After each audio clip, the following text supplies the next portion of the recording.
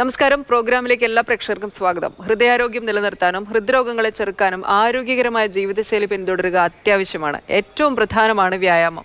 വ്യായാമശീലങ്ങൾ ഒരാൾക്ക് നൽകുന്ന ഗുണങ്ങൾ എണ്ണിയാൽ തീരില്ല. ശാരീരികവും മാനസികവുമായ സ്വാസ്ഥ്യം ഉറപ്പാക്കാൻ വ്യായാമം നിർബന്ധമാണ്. പക്ഷേ വ്യായാമം ചെയ്യുന്നതിലും നാം പ്രത്യേകമായ ചില കാര്യങ്ങൾ മനസ്സിലാക്കിയിരിക്കണം.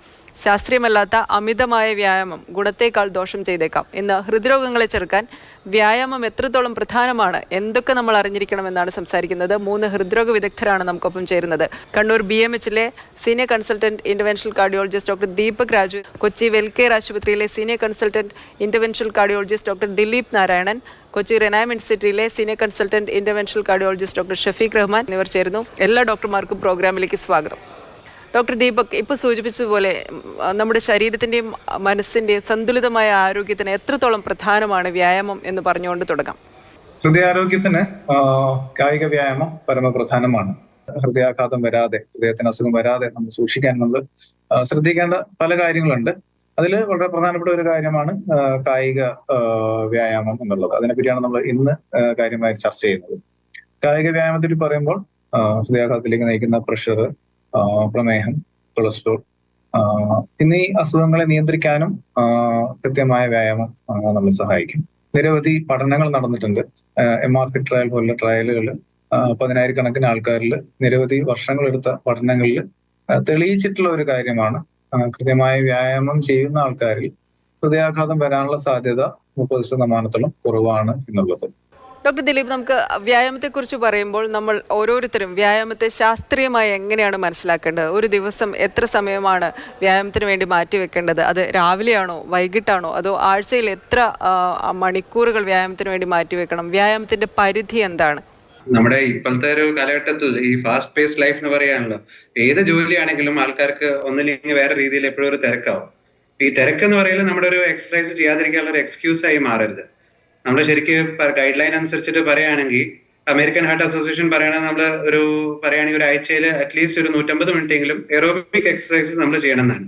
വേറെ രീതിയിൽ പറയുകയാണെങ്കിൽ ആഴ്ചയിൽ അറ്റ്ലീസ്റ്റ് ഒരു 5 ദിവസമെങ്കിലും 30 മിനിറ്റ് വീതം ഡെയിലി എക്സസൈസ് ചെയ്യണം എന്നാണ്.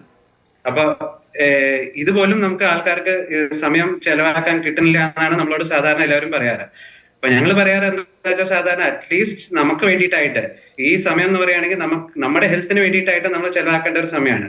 അത് ഒരുമിച്ച് അരമണിക്കൂർ കിട്ടിയില്ലെങ്കിൽ പോലും നമുക്ക് വീതിച്ചിട്ട് പോലും ചെയ്യാം. നമുക്ക് വേണമെങ്കിൽ രാവിലെ ഒരു 10-15 മിനിറ്റ്, വൈകിട്ട് ഒരു 10-15 മിനിറ്റ്, ആ രീതിയിൽ പോലും നമുക്ക് എക്സസൈസ് ചെയ്യാം. സമയം ഏത് സമയത്ത് ചെയ്യണം എന്നുള്ളത് അത്ര ഇമ്പോർട്ടന്റ് അല്ല. നമുക്ക് രാവിലെ ചെയ്യണമെങ്കിൽ നമ്മുടെ സൗകര്യം അനുസരിച്ചിട്ട്, നമ്മുടെ കംഫർട്ട് അനുസരിച്ചിട്ട് അറ്റ്ലീസ്റ്റ് നമ്മളൊരു ദിവസം ഒരു അരമണിക്കൂറെങ്കിലും നമ്മളെ എക്സസൈസ്, അതും പ്രത്യേകിച്ച് നമ്മൾ പറയുകയാണെങ്കിൽ എറോബിക് എക്സസൈസ് എന്ന് പറയും. ഇപ്പൊ ചില ആൾക്കാർ നമ്മുടെ ജിമ്മിൽ പോയിട്ട് കൂടുതലും ബോഡി ബിൽഡിംഗ് എക്സസൈസ്, നമ്മൾ വെയിറ്റ് ലിഫ്റ്റിംഗ് എക്സസൈസ് ചെയ്യുമ്പോൾ അതിന് കാർഡിയാക് ഇല്ലെങ്കിൽ നമ്മുടെ ഹൃദ്രോഗം പ്രിവെന്റ് ചെയ്യാനുള്ള അത്ര ബെനിഫിറ്റ് കിട്ടില്ല. നമ്മൾ കൂടുതലും എറോബിക് എക്സസൈസ്, അതിൽ റണ്ണിങ് വരും, walking, swimming, cycling, sports, dancing, നമുക്ക് ഇഷ്ടമുള്ള ഏത് എക്സസൈസ് വേണമെങ്കിൽ നമുക്ക് ചെയ്യാം. ഒരു ദിവസം ഒരു അരമണിക്കൂറെങ്കിലും അവനവന് വേണ്ടിയിട്ട് നമ്മൾ സമയം കണ്ടെത്തണം എന്നാണ്. ഡോക്ടർ ഷഫീഖ്, പലപ്പോഴും ഒരു 40 വയസ്സ് കഴിയുമ്പോഴാണ് ആളുകൾക്ക് തങ്ങൾക്ക് പലവിധ ആരോഗ്യ പ്രശ്നങ്ങളുണ്ടെന്ന് തിരിച്ചറിയുക. അതിൽ പ്രധാനമാണ് പ്രമേഹം, അല്ലെങ്കിൽ അമിത രക്തസമ്മർദ്ദം, കൊളസ്ട്രോൾ, അല്ലെങ്കിൽ ഹൃദ്രോഗത്തിന് സാധ്യതയുണ്ട് എന്നൊക്കെ തിരിച്ചറിയുന്നത്. പലപ്പോഴും ഡോക്ടർമാർ മരുന്നുകൾക്കൊപ്പം വ്യായാമവും നിർദ്ദേശിക്കുന്നുണ്ട്. നമുക്ക് എല്ലാവർക്കും മരുന്നുകളെ കുറച്ച് കാലത്തേക്ക് മാറ്റി നിർത്തിയിട്ട് വ്യായാമത്തിലൂടെ ഇതൊക്കെ പരിഹരിക്കാമെന്നൊരു പ്രതീക്ഷയോടെ അടുത്തുള്ള ജിമ്മിൽ ചേരുകയോ യോഗ സെന്ററിൽ ചേരുകയോ അല്ലെങ്കിൽ രാവിലെ മുതൽ നടക്കാൻ തുടങ്ങിയൊക്കെ ചെയ്യും.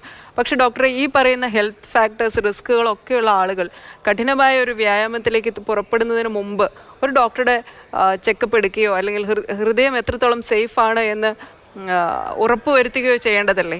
ഈ എക്സസൈസ് സ്റ്റാർട്ട് ചെയ്യുന്നതിന് മുമ്പ് ഒരു വാമപ്പ് ചെയ്യുക. എക്സസൈസ് ചെയ്തുകൊണ്ടിരിക്കുമ്പോൾ എന്തെങ്കിലും ബുദ്ധിമുട്ട് തോന്നുകയാണെങ്കിൽ അത് നിർത്തിവെക്കുക. എക്സസൈസ് കഴിഞ്ഞ ശേഷവും ഒരു കൂൾ ഡൗൺ പ്രോസസ് ചെയ്യുക. അല്ലാതെ ചാടിക്കറി രാവിലെ എണീച്ച് ജിമ്മിൽ പോയി പെട്ടെന്നുള്ള ഒരു എക്സസൈസ് ചെയ്യാൻ ഒരു ആരോഗ്യ വിദഗ്ധരോ ഈ പറഞ്ഞ പോലെ ഒരു ജിമ്മിൽ പോയാൽ പോലും അവിടുത്തെ ഒരു ട്രെയിനർ പോലും സമ്മതിക്കില്ല. ആ ഒരു ചിട്ടയായ ശൈലിയിൽ എക്സസൈസിനെ കാണുന്നത് വളരെ അനിവാര്യമാണ്.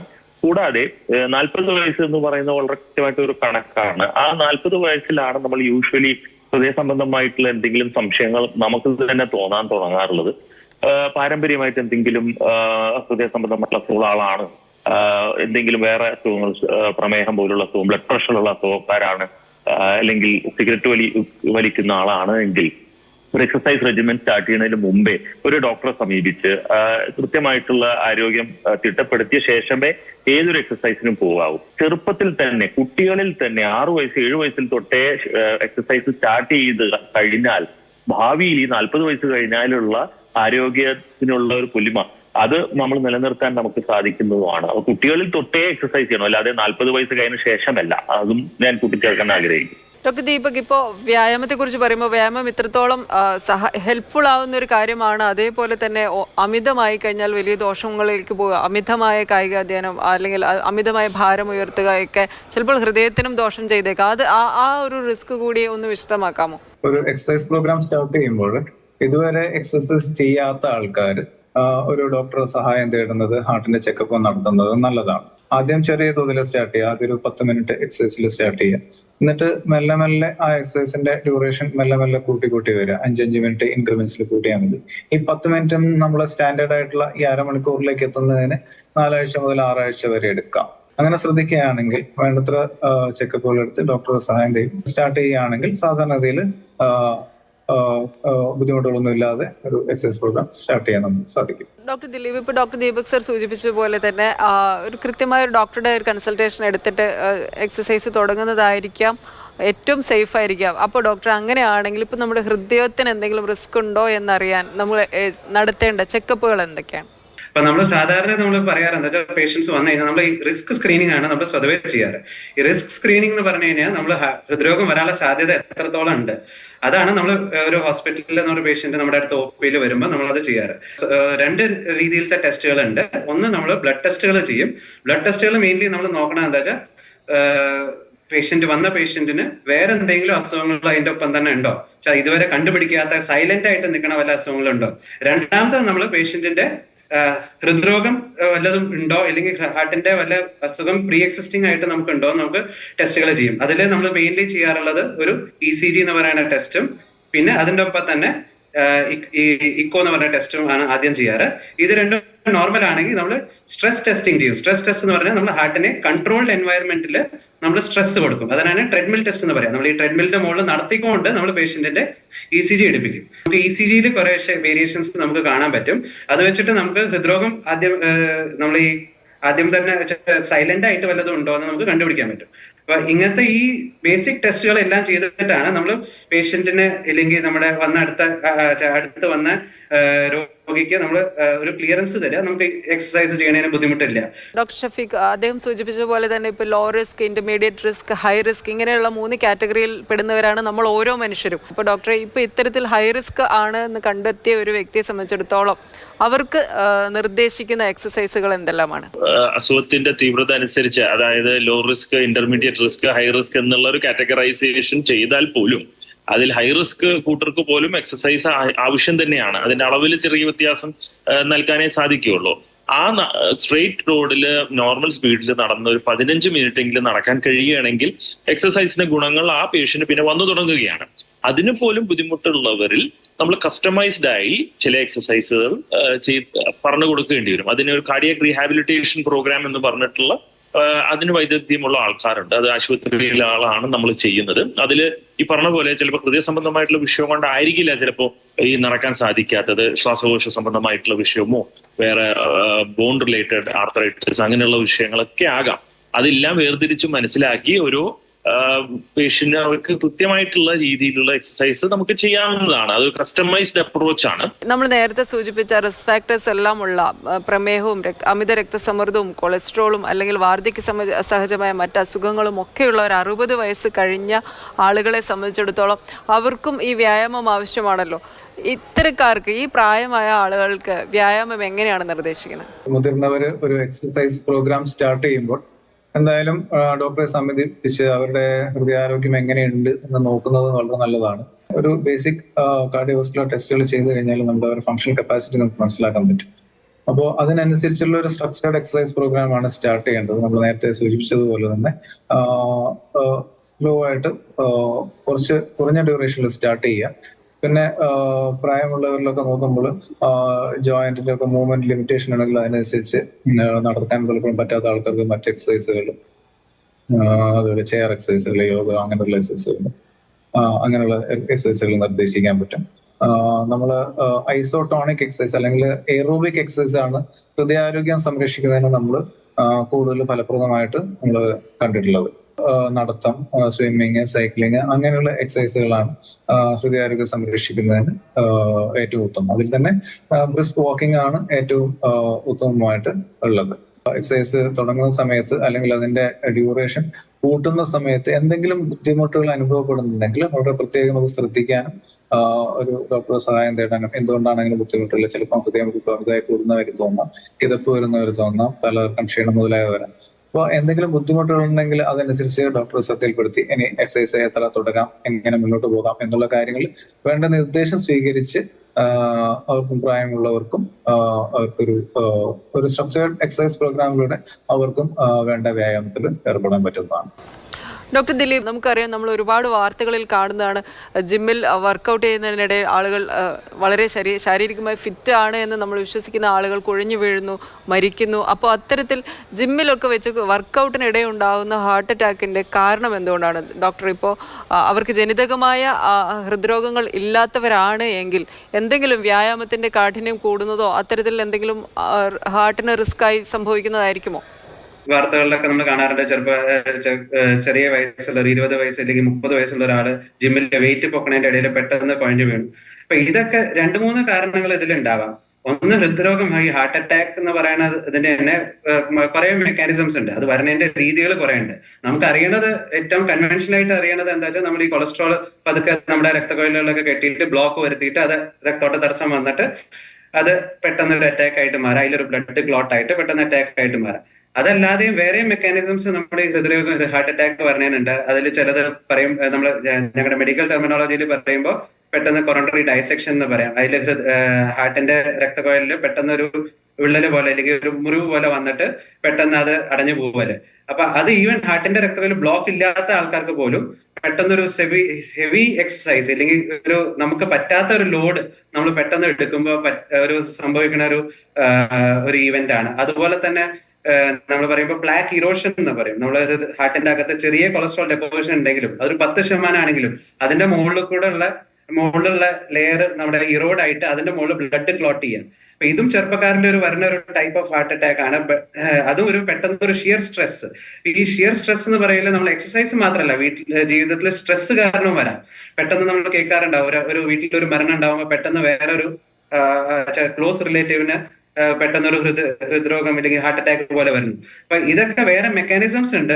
അത് പ്രിവെന്റ് ചെയ്യാൻ വേണ്ടിയിട്ട് നമുക്ക് 2-3 കാര്യങ്ങളാണ് നമ്മൾ ചെയ്യാൻ പറ്റും. ഈ ജിമ്മിൽ പോകുമ്പോൾ ഈ ഐസോമെട്രിക് എക്സസൈസ് എന്ന് പറയുന്നത് ഈ വെയിറ്റ് ലിഫ്റ്റിംഗ് എക്സസൈസിൽ മാത്രം കോൺസെൻട്രേറ്റ് ചെയ്യാതെ നമ്മൾ ഈ റണ്ണിങ്, വാക്കിംഗ്, സൈക്ലിംഗ് അങ്ങനത്തെ എക്സസൈസസിൽ കൂടുതൽ കോൺസെൻട്രേറ്റ് ചെയ്യുക. ഇനിഷ്യലി നമ്മൾ എക്സസൈസ് റെജിമെന്റ് സ്റ്റാർട്ട് ചെയ്ത് കഴിഞ്ഞ് കഴിഞ്ഞാൽ നമ്മൾ എപ്പോഴും ചെയ്യണ സമയത്തുള്ള സിംറ്റംസിനെ നമ്മൾ ശ്രദ്ധിക്കണം. ഇപ്പൊ നമുക്ക് വല്ലാതെ സ്വെറ്റിംഗ് വരുന്നു, കുഴഞ്ഞു പോകുന്ന ഒരു ഫീലിംഗ് വരുന്നു. പക്ഷെ 20 വയസ്സാകുമ്പോൾ നമ്മൾ ഹാർട്ടിന്റെ ഒരു പ്രോബ്ലം ആവും, ഒരു തുടക്കമാവും എന്നുള്ളൊരു നമുക്കൊരു നമ്മുടെ ബാക്ക് ഓഫ് ദ മൈൻഡിൽ നമുക്ക് ഒരു ചിന്ത ഇല്ല. അപ്പൊ അത് കാരണം നമ്മൾ സ്വതവേ ചെക്കപ്പിന് വരാറില്ല.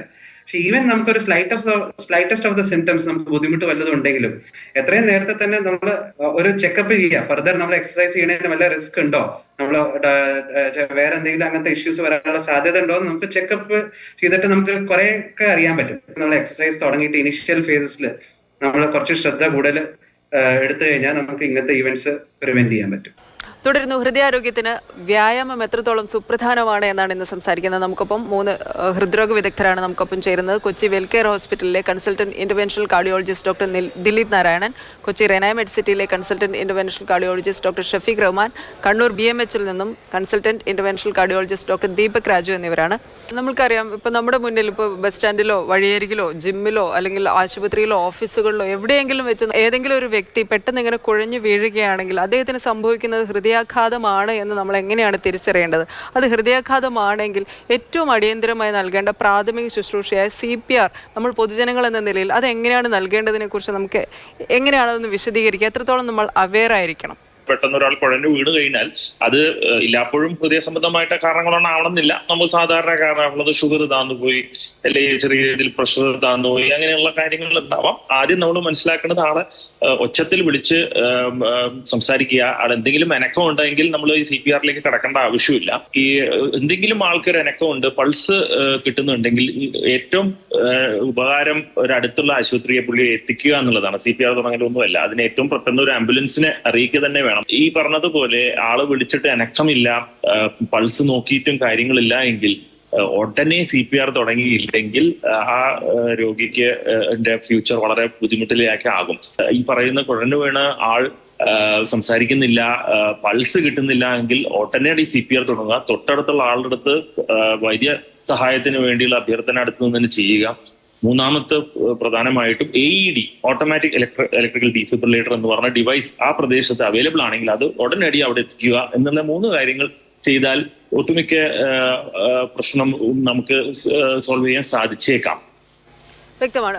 ഡോക്ടർ ദീപക്, നമ്മളിപ്പോൾ എക്സസൈസിനെ കുറിച്ച് തന്നെ സംസാരിക്കുമ്പോൾ ചില ആളുകൾ വളരെ ഫിസിക്കലി ഫിറ്റായ അല്ലെങ്കിൽ അമിത ഭാരമൊന്നുമില്ലാത്ത വളരെ യങ് ആയിട്ടുള്ള കൃത്യമായ ഫിറ്റ്നസ് റെജിം ഫോളോ ചെയ്യുന്ന ചില ആളുകൾക്കും ഇതേപോലെ ഹൃദയാഘാതം വന്ന് വളരെ ചെറിയ പ്രായത്തിൽ തന്നെ അവരെ ജീവൻ നഷ്ടപ്പെടുന്നത് നമുക്കറിയാവുന്നുണ്ട്. അപ്പോൾ ഡോക്ടറെ, ഇത്തരത്തിൽ ഒളിഞ്ഞിരിക്കുന്ന ഹൃദ്രോഗങ്ങളെ തിരിച്ചറിയാൻ അല്ലെങ്കിൽ ഇപ്പോൾ കുടുംബത്തിൽ പാരമ്പര്യമായ എന്തെങ്കിലും ഹൃദ്രോഗമുള്ളവരൊക്കെ ആണെങ്കിൽ നേരത്തെ തന്നെ വളരെ ചെറുപ്പത്തിൽ തന്നെ നടത്തേണ്ട ചെക്കപ്പുകൾ എന്താണ്? ഹൃദയത്തിലെ ബ്ലോക്കുകൾ ഉണ്ടാക്കുന്ന പ്ലാക്കുകൾ മനുഷ്യ ശരീരത്തിൽ രൂപപ്പെടുന്നത് ഒരു ഫസ്റ്റ് ഡെക്കേഡ് ഓഫ് ലൈഫിൽ തന്നെ സ്റ്റാർട്ട് ചെയ്യുന്ന ഒന്നാണ് കാണുന്നത്. ചില ആൾക്കാരിൽ അതൊരു വളരെ വേഗത്തിൽ അത് മുന്നോട്ട് നീങ്ങി ആ ബ്ലോക്കുകൾ കൂടുതലായി അത് ഹൃദ്രോഗത്തിലേക്ക് നയിക്കും. ചില ആൾക്കാരിൽ വളരെ മെല്ലെ മാത്രമേ അതിന്റെ പ്രോഗ്രഷൻ ഉണ്ടാവുകയുള്ളൂ. ഈ മുന്നോട്ടുള്ള പ്രോഗ്രഷൻ എങ്ങനെയെന്നുള്ളത് ഓരോ വ്യക്തിയും അവരുടെ ജീവിതശൈലിയും അവർക്കുള്ള റിസ്ക് ഫാക്ടേഴ്സിനെയും അവരുടെ ജനിതക ഘടനയും ഒക്കെ ആശ്രയിച്ചിരിക്കും. ചില ആൾക്കാരിൽ നമ്മൾ ചെറിയ പ്രായത്തിലുള്ള ഹൃദയാഘാതം, പ്രത്യേകിച്ച് നമ്മുടെ സൗത്ത് ഈസ്റ്റ് ഏഷ്യൻ പോപ്പുലേഷൻ പൊതുവെ ജനിതകമായി തന്നെ ഹൃദയാരോഗ്യത്തിന്റെ പ്രവണത കൂടുതൽ കാണിക്കുന്ന ഒരു സമൂഹമാണ്. ഹൃദയാഘാതത്തിന്റെ സാധ്യതയുണ്ടോ, ഹൃദ്രോഗത്തിന്റെ സാധ്യതയുണ്ടോ എന്നൊക്കെ മനസ്സിലാക്കുന്നതിന് നമുക്ക് സിമ്പിൾ ആയിട്ടുള്ള ബേസിക് ആയിട്ടുള്ള ടെസ്റ്റുകൾ തന്നെ നമുക്ക് മനസ്സിലാക്കാൻ സാധിക്കും. അതിനുള്ള പ്രതിവിധി എടുക്കാനും സാധിക്കും. ഡോക്ടർ ദിലീപ്, ആരൊക്കെയാണ് അത്തരത്തിൽ വളരെ ചെറുപ്പത്തിൽ തന്നെ നേരത്തെയുള്ള ഹൃദ്രോഗ ചെക്കപ്പുകൾ നടത്തേണ്ടത്? ഇപ്പോൾ ഡോക്ടർ സൂചിപ്പിച്ച പോലെ ഫാമിലി ഹിസ്റ്ററി ഉള്ളവരോ അങ്ങനെ അത്തരം ആളുകളാണോ? എല്ലാവരോടും പറയണ അവനവന്റെ റിസ്ക് നമ്മൾ തന്നെ അറിഞ്ഞിരിക്കണം.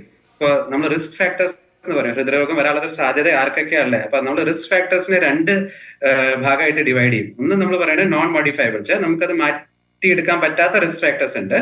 അതിൽ വരുന്നത് ഒന്ന് ഏറ്റവും സ്ട്രോങ് ആയിട്ട് വരുന്നത് ഫാമിലി ഹിസ്റ്ററിയാണ്. അതുപോലെ തന്നെ വയസ്സും, രണ്ടാമത്തത് നമ്മുടെ ജെൻഡർ എന്ന് പറഞ്ഞാൽ പുരുഷന്മാർക്ക് ഹൃദ്രോഗം വരാനുള്ള സാധ്യതകൾ കുറച്ച് കൂടുതലാണ്. അപ്പൊ ഇത് 3ആണ് നമ്മുടെ നോൺ മോഡിഫയബിൾ റിസ്ക് ഫാക്ടേഴ്സ് എന്ന് പറയുന്നത്. അപ്പൊ ഇത് അതല്ലാതെ മോഡിഫയബിൾ റിസ്ക് ഫാക്ടേഴ്സ്, നമുക്ക് മാറ്റിയെടുക്കാൻ പറ്റുന്ന റിസ്ക് ഫാക്ടേഴ്സ് ഉണ്ട്. അതിൽ മെയിൻ ആയിട്ട് അസുഖങ്ങൾ, ബ്ലഡ് പ്രഷറിന്റെ അസുഖം, അല്ലെങ്കിൽ ഡയബറ്റീസ്, കൊളസ്ട്രോള്, പിന്നെ എന്താ പറയാ ദുശീലങ്ങൾ, പുകവലി, മദ്യപാനം, പിന്നെ മെന്റൽ സ്ട്രെസ്. അപ്പൊ ഇതൊക്കെയാണ് നമുക്ക് മാറ്റിയെടുക്കാൻ പറ്റുന്ന റിസ്ക് ഫാക്ടേഴ്സ്. അപ്പൊ നമുക്ക് ഇത്രത്തോളം റിസ്ക് ഫാക്ടേഴ്സിൽ, ഇതാണ് കൺവെൻഷനിൽ നമ്മൾ അറിയണ റിസ്ക് ഫാക്ടേഴ്സ് ഉള്ളത്. ഇത്രത്തോളം റിസ്ക് ഫാക്ടേഴ്സിൽ ഒന്നിൽ കൂടുതൽ റിസ്ക് ഫാക്ടേഴ്സ് ഉണ്ടെങ്കിൽ നമ്മൾ ടെസ്റ്റ് ചെയ്യല് നല്ലതാണ്. അപ്പൊ ഈ ടെസ്റ്റ് എന്ന് പറയല് ഞാൻ ആദ്യം പറഞ്ഞ പോലെ തന്നെ ഇപ്പൊ നമ്മൾ ബേസിക്കലി നമ്മൾ ഹൃദ്രോഗം ഇത് ടെസ്റ്റ് ചെയ്യല് ഒരു ഭാഗം നമ്മൾ ബ്ലഡ് ടെസ്റ്റ് ആയിട്ട് ചെയ്യും. ബ്ലഡ് ടെസ്റ്റിൽ നമുക്ക് ഈ ഷുഗർ, പ്രഷർ, കൊളസ്ട്രോൾ അങ്ങനത്തെ ഉള്ള റിസ്ക് ഫാക്ടേഴ്സും, അതിന്റെ ഒപ്പം തന്നെ ഹാർട്ടിന്റെ ഹൃദ്രോഗം വരാനുള്ള റിസ്ക് ഉള്ള വേറെ ടെസ്റ്റുകൾ, ചില ടെസ്റ്റുകൾ ഉണ്ട്.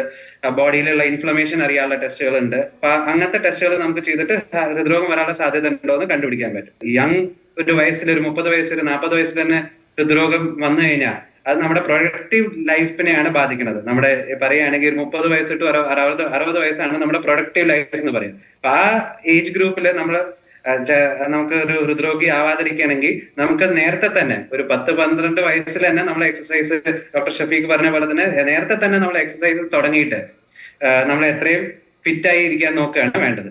പിന്നെ ഇതുപോലെ തന്നെ നമ്മുടെ മക്കൾക്ക് വേണ്ടിയിട്ട് നമ്മൾ ഇത് ചെയ്യണം. ആക്ച്വലി നമ്മുടെ ഒരു സ്റ്റഡീസിലൊക്കെ പറയണത് എന്താ വെച്ചാൽ, കുട്ടികളെ മോട്ടിവേറ്റ് ആയിട്ട് എക്സസൈസ് ചെയ്യണം എന്നുണ്ടെങ്കിൽ അച്ഛനും അമ്മമാരും അതുപോലെ തന്നെ ആവണം. അപ്പൊ അച്ഛനും അമ്മമാരും നല്ലോണം വീട്ടിൽ എക്സസൈസ് ചെയ്യണ ആ ഒരു കൾച്ചർ ആണെങ്കിൽ നമുക്ക് കുട്ടികൾക്കും ആ ഒരു കൾച്ചർ നമുക്ക് ചെറുപ്പകാലത്ത് തന്നെ കിട്ടിയിട്ട് അവരുടെ ലൈഫും നല്ലോണം നമുക്ക് ലൈഫ് നല്ല ഹെൽത്തി ആക്കാൻ പറ്റും. വ്യക്തമാണ്. ഡോക്ടർ ഷഫീഖ്, നമ്മുടെ സമയം അവസാനിക്കുകയാണ്. താങ്കൾക്ക് എന്തെങ്കിലും കൂട്ടിച്ചേർക്കാനുണ്ടോ? നമ്മൾ ഈ രോഗികളെ മാത്രം ശ്രദ്ധിക്കാതെ ഈ രോഗം വരുന്നതിന് മുമ്പേ കുട്ടികളിൽ അവരുടെ എക്സസൈസ് വളരെ നമ്മൾ ആ സ്കൂളുകളിലായാലും വീട്ടുകളിലായാലും എക്സസൈസിന്റെ ഒരു ഇമ്പോർട്ടൻസ് വളരെയധികം അവരെ പറഞ്ഞു മനസ്സിലാക്കണം. മറ്റ് എൻ്റെ ഓഫ് ദ സ്പെക്ട്രം, അതായത് വളരെ പ്രായമുള്ള ആൾക്കാരിലും അവർക്കാണ് എക്സസൈസ് ചെയ്യാൻ ബുദ്ധിമുട്ടുള്ള ആൾക്കാർ. നമ്മൾ ശ്രദ്ധിക്കാറുണ്ട് ഒരു 50-60 വയസ്സിന് ശേഷം നമ്മുടെ മസിൽ പേശികൾ കുറഞ്ഞു വരും. അതിന് സാർക്കോപീനിയ എന്ന് പറയും. ഈ സാർക്കോപീനിയ വന്നതിനെ പിന്നെ എക്സസൈസ് ചെയ്യാനുള്ള ബുദ്ധിമുട്ടുകളായി. ഈ സാർക്കോപീനിയ വരാനുള്ള പല കാരണങ്ങളുണ്ട്.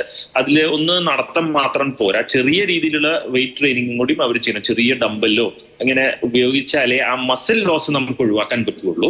കൂടാണ്ട് വൈറ്റമിൻ ഡി പോലുള്ള ചില അംശങ്ങൾ, അവർ വെയിൽ കൊള്ളാത്ത ആൾക്കാരായിരിക്കാം, അങ്ങനെയുള്ള ചില കാര്യങ്ങളും അവർ നോക്കേണ്ടതാണ്. ഇത് നമ്മൾ സാധാരണ ഒരു ഡിസ്കഷനിൽ വരാത്ത കാര്യങ്ങളാണ്. മറ്റു കാര്യങ്ങളെല്ലാം ഡോക്ടർ ദീപക്കും പറഞ്ഞതുപോലെ തന്നെ ഞാൻ ആവർത്തിക്കുക. വ്യക്തമാണ് ഡോക്ടർ. വളരെയധികം നന്ദി. വളരെ വിശദമായി നമ്മളോട് സംസാരിച്ചു. പ്രോഗ്രാമിൽ പങ്കെടുത്ത എല്ലാ ഡോക്ടർമാർക്കും നന്ദി. പ്രോഗ്രാം അവസാനിക്കുകയാണ്. ഇനി ഒരു ഇടവേളയാണ്. ഇടവേളയ്ക്ക് ശേഷം വാർത്തകൾ തുടരും. നമസ്കാരം.